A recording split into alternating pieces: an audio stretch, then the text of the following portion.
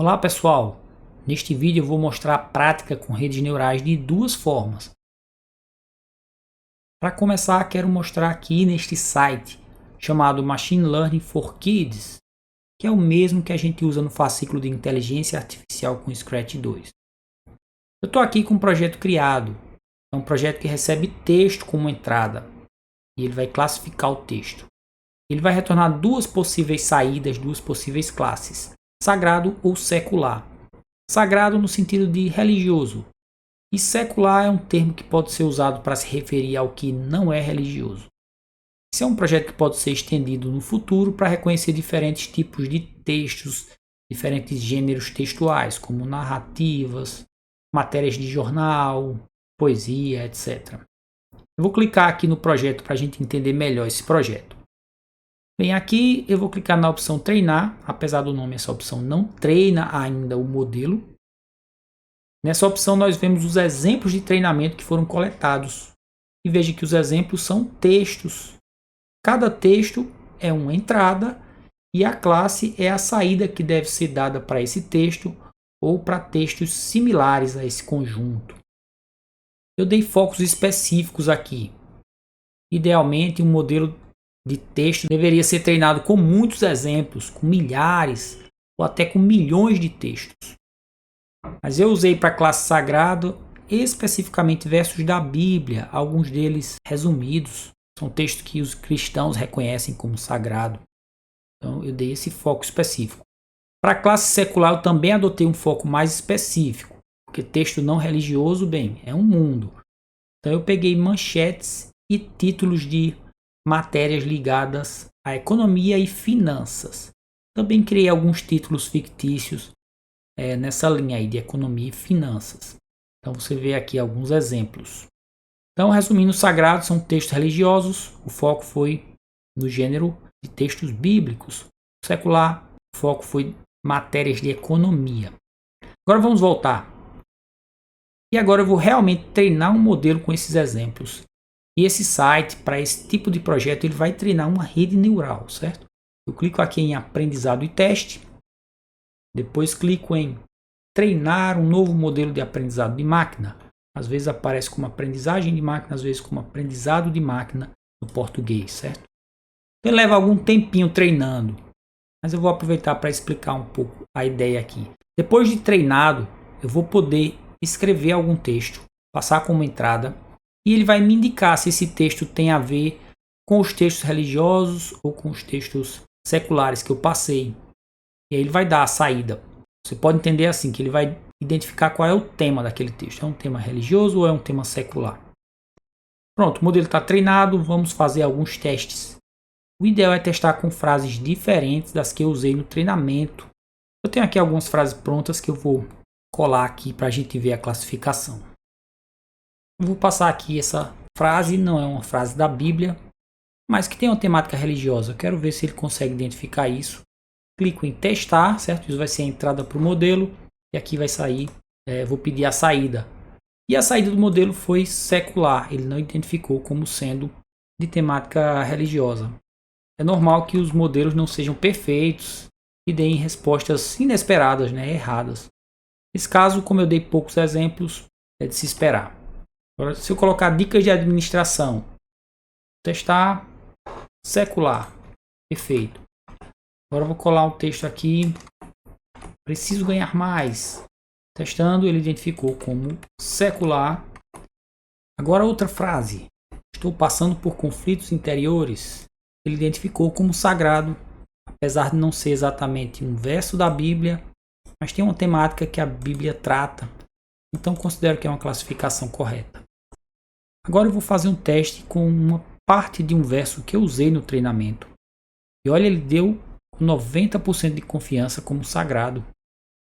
Vou colocar um outro texto que não é exatamente um verso bíblico. Ele identificou como secular, Ele está sujeito a errar. E agora eu vou testar um texto que é também um verso bíblico, mas depois eu vou cortar um pedaço dele. Ele identificou também com alta confiança um verso bíblico.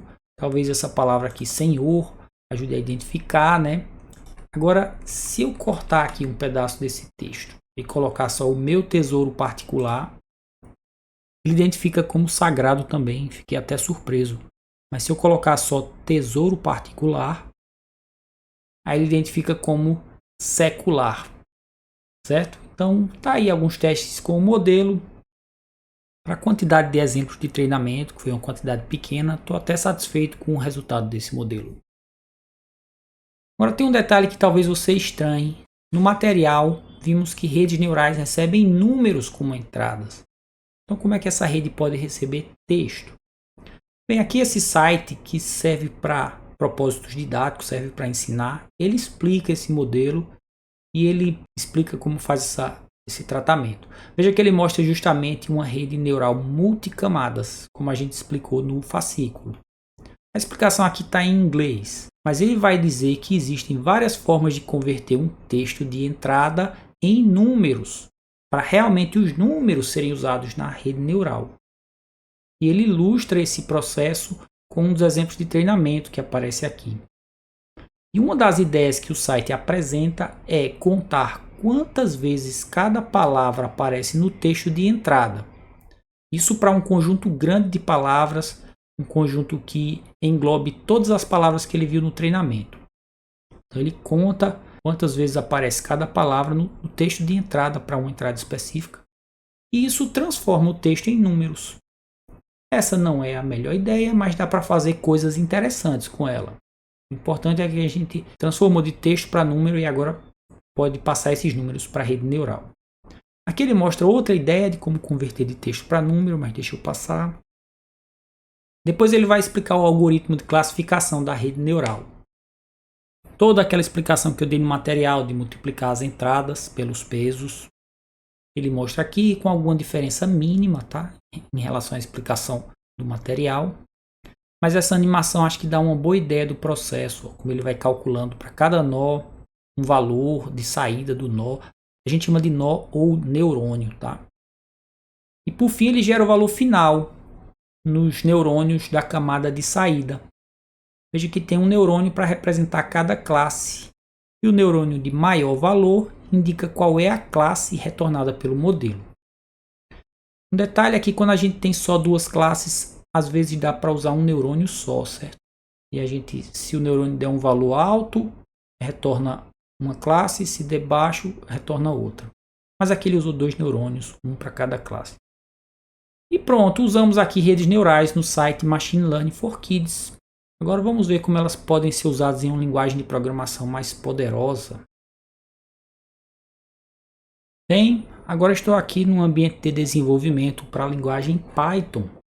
E eu vou mostrar rapidamente como pode ser treinada uma rede neural em Python. Existem várias bibliotecas que facilitam esse trabalho para a gente, certo? Eu me baseei nesse texto aqui da internet e vou usar uma biblioteca chamada Keras para criar redes neurais. Então aqui por meio de código, por meio de comandos textuais da linguagem Python, a gente carrega um arquivo. Esse arquivo tem dados de índios da tribo Pima. Dados relacionados à saúde deles, que indica, por exemplo, o número de vezes que esteve grávida, se for mulher, né?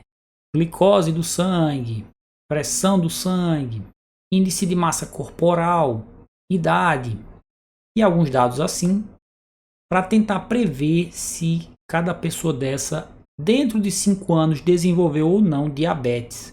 E aqui esse finalzinho diz se desenvolveu ou não. 0 é não e 1 é sim, para dizer que desenvolveu diabetes. E a ideia é tentar criar uma rede neural que consiga prever, com base nos dados de uma pessoa qualquer, se dentro de 5 anos ela tem chance de desenvolver diabetes. Então a gente carrega aqui esse conjunto de dados. Também vou dividir ele em entrada e saída, entrada X e a saída é a variável Y aqui. Na verdade vou dividir ainda mais, porque eu vou dividir uma parte deles para ser usada só no treinamento e outra parte para ser usada como teste. Então vai ter uma entrada de treinamento, uma saída de treinamento. Entrada e saída. A saída é só aquele 0 ou 1, se vai desenvolver ou não diabetes. Também entrada de teste, saída de teste. dividir então nesses 4 conjuntos. Aí aqui eu vou definir como vai ser minha rede neural. Ela vai ser uma rede multicamadas, como eu expliquei no material. E aqui a gente adiciona as camadas dela. Uma camada com 12 neurônios, depois outra camada com 8 neurônios, depois a camada final. A camada final vai ter só um neurônio, porque ele só precisa prever verdadeiro ou falso, vai desenvolver diabetes ou não. Então, um neurônio só dá para fazer isso. Poderia usar 2? Poderia, mas um só fica mais simples, né? Então, criei a rede, aqui ele mostra textualmente como saída desse comando. Uma camada de 12 neurônios, outra com 8 e outra com 1. Lembre-se que essas camadas são aquelas fileiras que aparecem verticalmente, né? Uma fileira de 12, outra de 8 e outra de 1. E agora a gente vai mandar treinar. E vou clicar aqui para treinar. E ele começa a treinar, eu mandei ele fazer 150 épocas de treinamento. E para cada época ele dá aqui alguns números, o mais importante é esse aqui, que diz qual o percentual de acerto do modelo nos dados de treinamento. Por sinal, um detalhe, eu passei aqui as entradas, né, que são os dados do paciente, entradas específicas para treinamento e as saídas correspondentes, que também são específicas desses dados de treinamento. Então, entrada e saída para treinar esse modelo, certo? E ele vai processar por 150 épocas, já está quase terminando. E depois que termina o treinamento, a gente pode avaliar o modelo e a gente vai avaliar especificamente com os dados de teste. Entrada e saída de teste. Essas são a entrada e as saídas reais. E ele vai passar essas entradas para o modelo, ver o que ele retorna e comparar com essas saídas reais. E ele vai ver se acertou muito ou pouco, comparando com esses valores reais de saída. E aqui está uma métrica, uma medida de desempenho chamada em português de acurácia. Ele acertou 73% dos exemplos. Então é um modelo para esse problema que eu acho que está ok. Mas geralmente a gente deseja que o modelo acerte mais, certo? Mas para questões de saúde assim, realmente eu acho que é difícil ter um percentual de acerto alto. Enfim, nesse vídeo eu mostrei 2 formas de você trabalhar com redes neurais. Esse vídeo serve só para demonstração, para você ter uma ideia, mas para aprender mesmo você vai ter que ver materiais específicos, ou para usar o site Machine Learning for Kids, tem o fascículo que eu já indiquei, ou para aprender redes neurais em Python.